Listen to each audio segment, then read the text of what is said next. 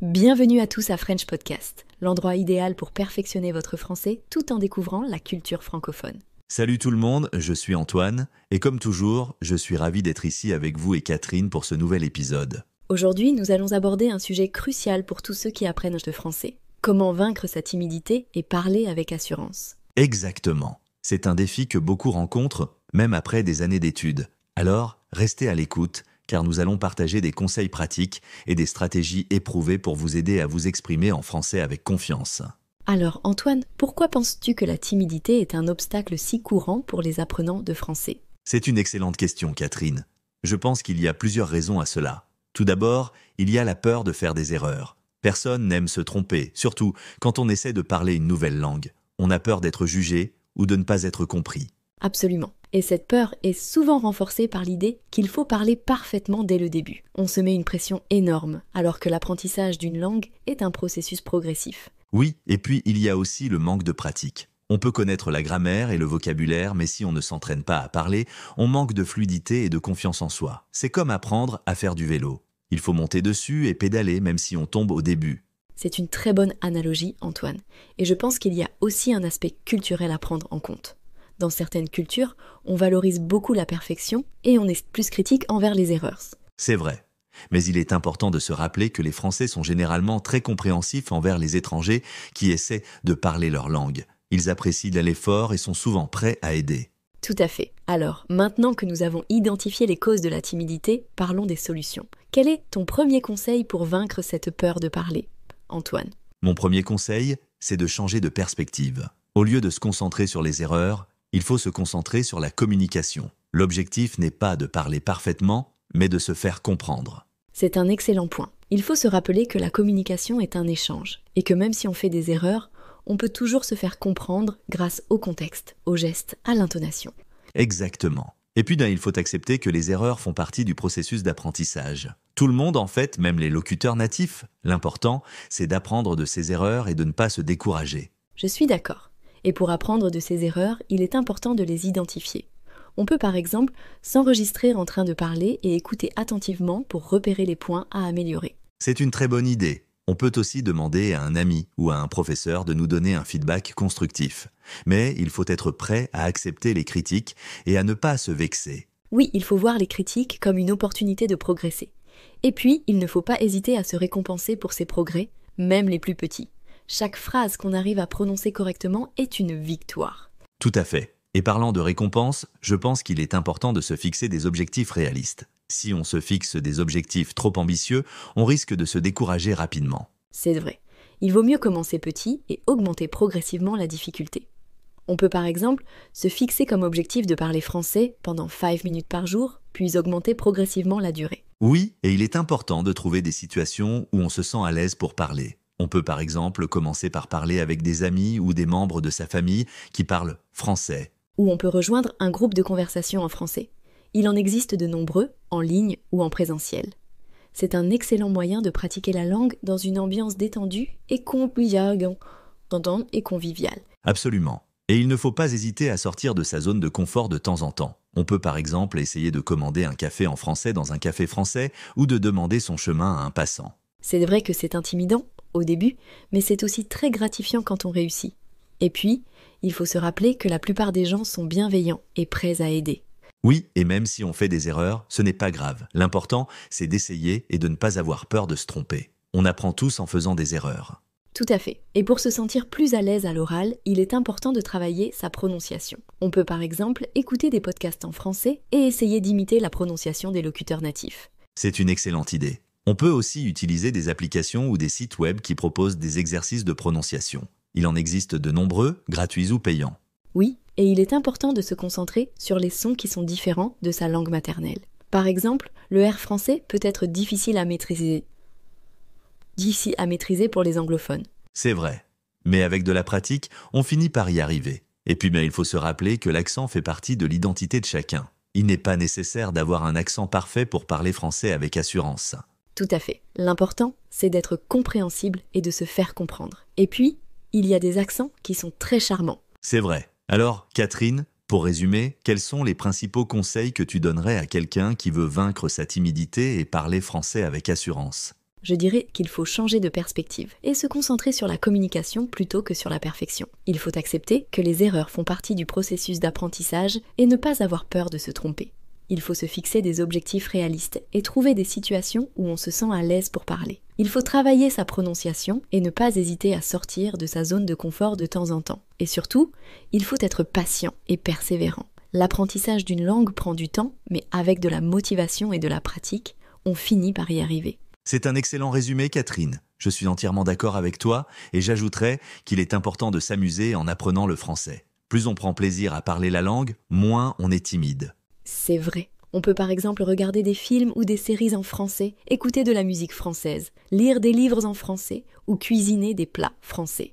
Toutes ces activités permettent de se familiariser avec la langue et la culture française, de manière ludique et agréable. Absolument. Et il ne faut pas hésiter à voyager en France ou dans un autre pays francophone. C'est la meilleure façon de s'immerger dans la langue et de pratiquer son français au quotidien.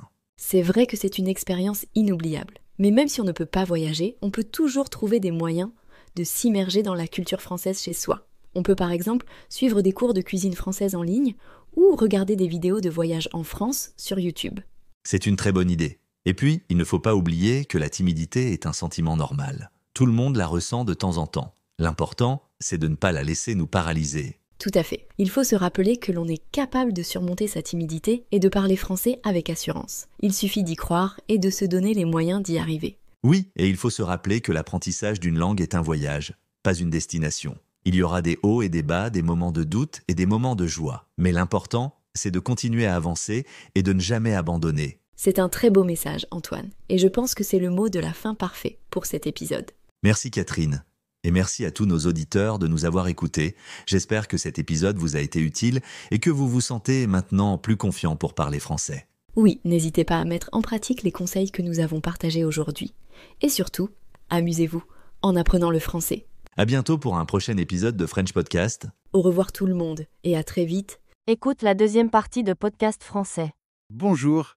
Alors, aujourd'hui, on se penche sur une source un peu particulière, un épisode de Balado. Le titre, c'est Podcast français, français en 20 minutes, arrêtez d'être timide et parlez français avec assurance. Ça vient du podcast Parler français avec assurance. L'idée, c'est de décrypter un peu ce que ce titre nous dit, pour ceux qui apprennent le français, quoi. C'est vrai que ce titre, il vise direct un problème connu, la timidité. Cette peur qui empêche de se lancer. Et puis, il y a cette promesse, en 20 minutes, gagner en assurance. C'est ambitieux, non? On va voir ce que ça sous-entend comme approche. Oui, c'est un titre accrocheur, c'est sûr. Et ça suggère qu'on va pas tourner autour du pot. On peut imaginer que l'épisode va proposer des stratégies assez concrètes. Le lien entre timidité et confiance, c'est central dans l'apprentissage d'une langue. Le titre semble dire « on a des clés pour ça ». Justement, la première partie, « arrêtez d'être timide ».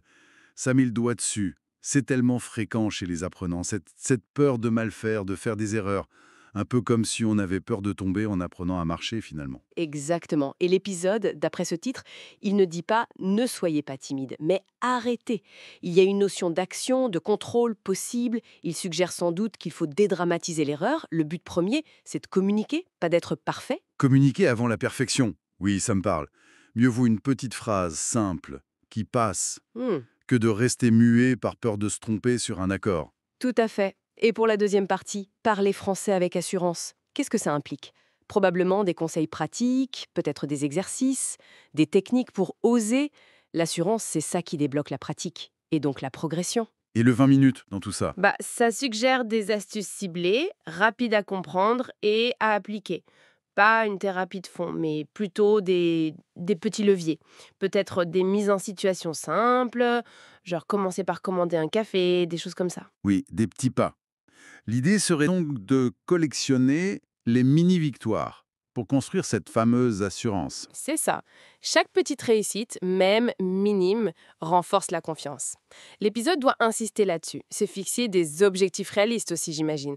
Pas parler couramment demain, mais plutôt « aujourd'hui, je place cette nouvelle expression ». C'est plus gérable. D'accord, donc une approche graduelle. Et sur le plan mental. Parce que arrêter d'être timide, c'est quand même très volontariste. Est-ce que ça suggère des outils pour gérer la peur de l'intérieur? Ah oui, certainement. Ça peut passer par des techniques de visualisation, par exemple. S'imaginer réussir une conversation. Ou alors, ce qu'on appelle le recadrage. Voir l'erreur non pas comme un échec, mais comme une info utile. Une occasion d'apprendre, en fait. Changer sa propre perception de la prise de parole. Ok, donc si on essaye de synthétiser ce que ce titre laisse entrevoir, l'épisode dirait 1. C'est normal d'être timide. 2. Visez la communication, pas la perfection. 3. Entraînez-vous par étapes avec des défis progressifs. 4. Travaillez aussi votre état d'esprit pour mieux gérer la peur. C'est un peu ça? C'est tout à fait ça. Une approche assez complète, finalement, malgré le format court suggéré. Le message clé, c'est que la confiance, ça se construit activement. C'est pas magique, ça demande de l'action. Et c'est essentiel. Sans oser parler, même avec des erreurs, on ne pratique pas vraiment. Et sans pratique, eh bien, on stagne. Cet épisode semble offrir une sorte de mode d'emploi pour démarrer ce cercle vers Dieu. En résumé, cet épisode de Parler français avec assurance, si on se fie à son titre, proposerait une boîte à outils.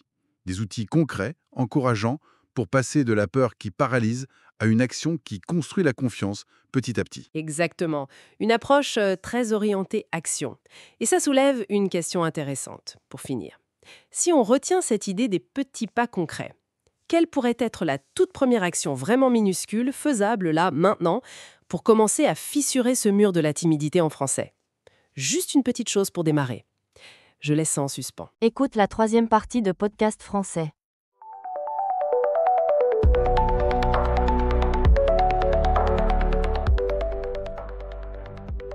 Bienvenue à notre incroyable podcast! Aujourd'hui, nous allons explorer un monde fascinant, plein de possibilités. Les podcasts, c'est un peu comme la magie, n'est-ce pas? Vous pouvez être n'importe où dans le monde, en train de cuisiner ou de conduire, et en même temps, vous voyagez à travers des histoires et des idées. Qui aurait cru que ces petites émissions audio pourraient transformer notre façon de penser? Ouais, c'est vrai. J'ai toujours pensé que les podcasts étaient juste des gens qui parlaient, mais cela semble tellement plus profond. C'est comme si c'était une machine à voyager dans le temps pour nos esprits, n'est-ce pas?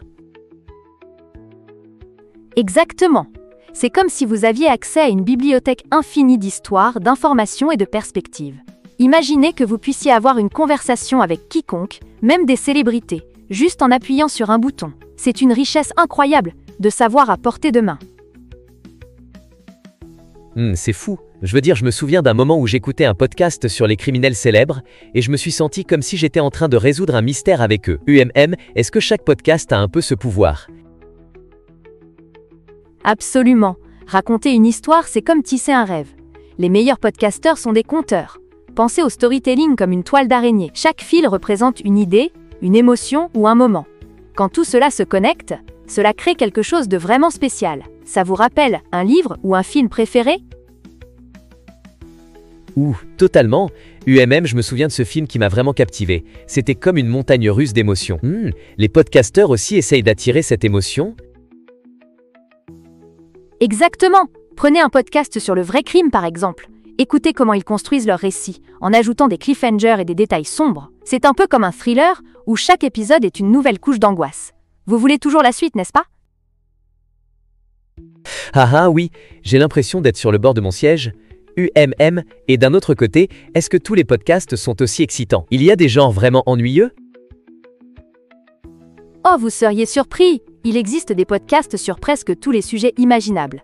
Du sport à la science, en passant par la comédie et la santé, il y a un peu de tout. C'est comme un buffet délicieux où vous pouvez goûter un peu de tout. Si vous n'aimez pas un plat, vous pouvez en passer à un autre. Avez-vous un sujet qui vous passionne? Je suis vraiment fan de l'espace. Y a-t-il des podcasts sur cela? Je veux dire, voyager parmi les étoiles avec une voix captivante serait incroyable. Oh, il y en a des tonnes! Des podcasts sur la cosmologie, la recherche spatiale, et même des histoires de science-fiction. Imaginez-vous flotter entre les galaxies en écoutant des histoires fantastiques, tout en apprenant quelque chose de nouveau. Cela sonne phénoménal. Je me demande simplement si un jour il y aura un podcast sur les extraterrestres qui parlent à notre planète. Vous ne pensez pas que ce serait un succès total? C'est une possibilité fascinante. Avec la technologie qui évolue, nous pourrions voir des podcasts qui utilisent la réalité augmentée ou même la réalité virtuelle. Imaginez vous immerger dans un univers virtuel, tout en écoutant des histoires. Ça changerait complètement la façon dont nous faisons l'expérience du contenu. Waouh, cela semble totalement futuriste. J'espère que je pourrai écouter un podcast tout en faisant du skateboard dans un monde virtuel. Ce serait comme un comics qui prend vie. Oui, ça serait incroyable. Imaginez la liberté de se déplacer dans ces histoires, de rencontrer des personnages et de résoudre des mystères en temps réel. C'est une révolution dans la narration qui nous attend. Cela me rend si excité. Je veux juste voir ce que l'avenir nous réserve. Imaginez un podcast où nous pouvons dicter la fin d'une histoire. Ce serait comme choisir votre propre aventure.